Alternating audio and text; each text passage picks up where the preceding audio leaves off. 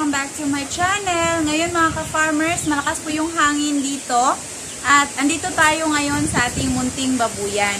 I-share ko sa inyo mga ka-farmers dahil meron po tayong isang ka-farmer na nakapansin na hindi po tayo gumamit ng pre-starter feed sa mga biig na bagong bili ko po mga ka-farmers, yung mga maliliit po na panglitsunin lang. Ito po sila. Ayan po sila mga ka-farmers. Hindi po tayo gumagamit ng pre-starter feeds sa kanila ngayon. Nag-direct po tayo ng starter feeds mga ka-farmers. So, bakit ba hindi ako gumamit ngayon ng pre-starter feeds mga ka-farmers? Dahil po mga ka-farmers, maliit lang ang naging kita ko sa last na ibinenta ko na panglitsunin. Nasa 1,000 to 1,500 lang po. Usually kasi nasa 2,000 to 2,500 po yung magiging kita ko mga ka-farmers sa pagbibenta ng litsunin. So ano ba ang connection nito mga ka-farmers sa hindi pagpapakain ng pre-starter feeds? Dahil po mga ka-farmers, masasabi natin na mas mahal kasi ang presyo ng pre-starter na feeds. Nasa 1,460 kasi dito sa amin ang per sako at 25 kilos lang po ang laman. Whereas sa starter feeds, 2,020 po ang per sako at 50 kilos na po ang laman mga ka-farmers. Yun kasing last ko na inalagaan mga ka-farmers na panglitsunin, sinusunod ko ang duration sa feeding guide kung hanggang kailan po sila papakainin ng pre-starter na feeds. Dahil bansot din sila pero hindi sila ganito kabansot mga ka-farmers. Basta payat din sila at napapansin ko hindi din naman ganun kabilis ang kanilang paglaki Ang mga biik na yun mga ka-farmers ay hybrid naman, hindi tulad nitong mga nabili ko the other week na mistiso siya. So, mga half native ito mga ka-farmers. Bansot nga lang din sila pero mga mistiso. So, mas maliit pa po sila kaysa dito. Nasubukan ko din kasi dati mga ka-farmers sa previous na mga inaalagaan ko na panglitsunin na mas malaki ang kinikita ko. Yun nga mga nasa 2,000 to 2,500. Pero, I was thinking kasi na sa previous batch na since may pagkabansot sila, maybe kung bigyan sila ng pre-starter feeds, makatutulong mga ka-farmers at mas mabilis silang lumaki. Pero sa tingin ko, hindi naman siguro. Take note mga ka-farmers na itong mga biik na binili ko ay mga bagong walay po sila. At aalagaan ko po sila mga ka-farmers na panglitsunin lang po. Hindi po natin ito papalakihin na hanggang finisher stage. Unless na lang mga ka-farmers, kung hindi talaga may benta na panglitsunin, yan na po yung time na papaabutin ko ng finisher or kung kailan sila pwedeng may benta mga ka-farmers. Dahil hindi ko naman pwede na ibenta sila ng murang-mura, yung wala naman tayong kita mga ka-farmers dahil nakakapagod din naman ang mag-alaga ng baboy. So, hindi talaga siya ganun ka-easy kung mag-alaga tayo ng baboy mga ka-farmers. Yung pagod natin, yung oras na inilaan, sobra po talaga. So, dapat na yung baboy natin, ibenta din natin sa tamang presyo. Yun nga ang sinasabi mga ka-farmers na hindi tayo nagninegosyo para malulugi. Nabasa ko yan sa isang grupo sa social media mga ka-farmers, grupo ng mga babuyan sa social media na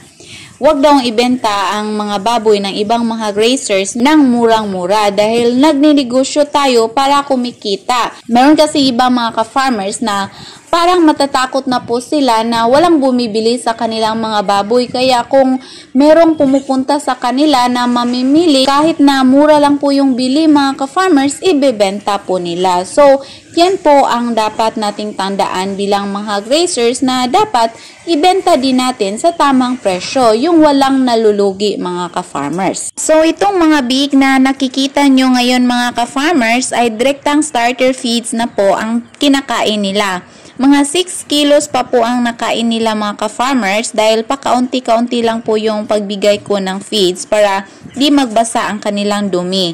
Pero weekly ko po na ina-adjust ang dami mga ka-farmers ng kanilang pakain. Dahil bansot sila kaya madaling magbasa ang dumi nila mga ka-farmers pag masubrahan sa pagkabusog.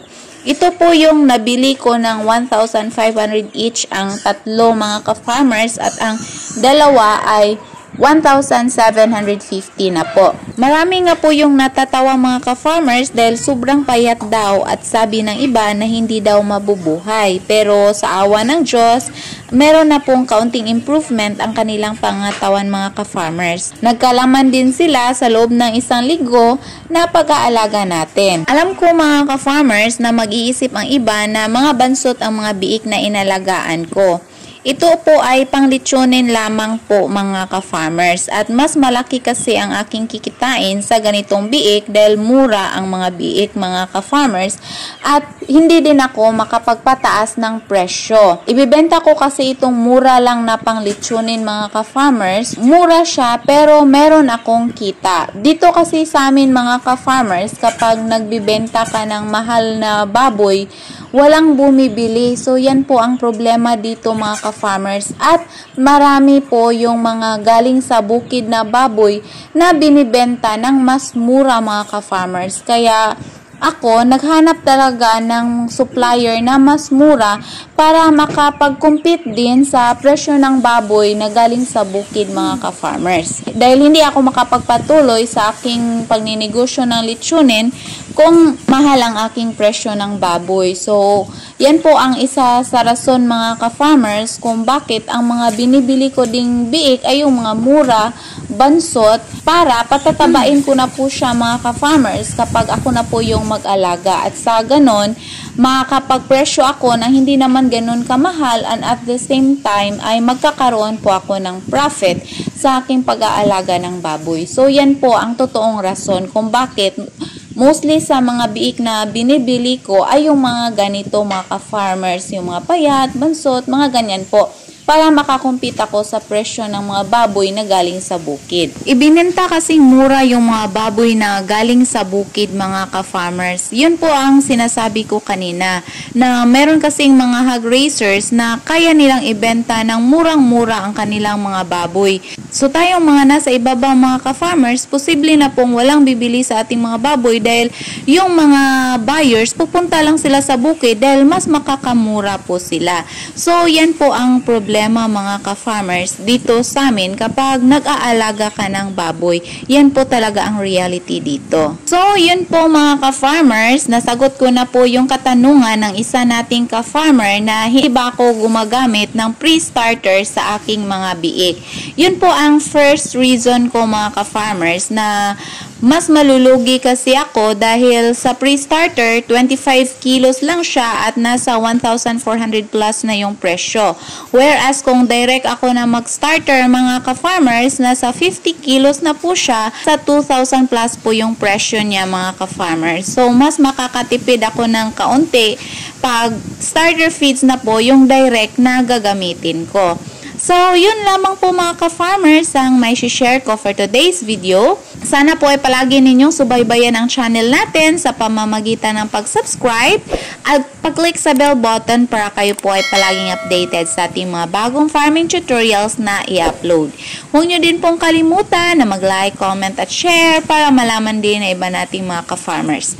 Thank you for watching. Happy farming. God bless everyone. Bye-bye.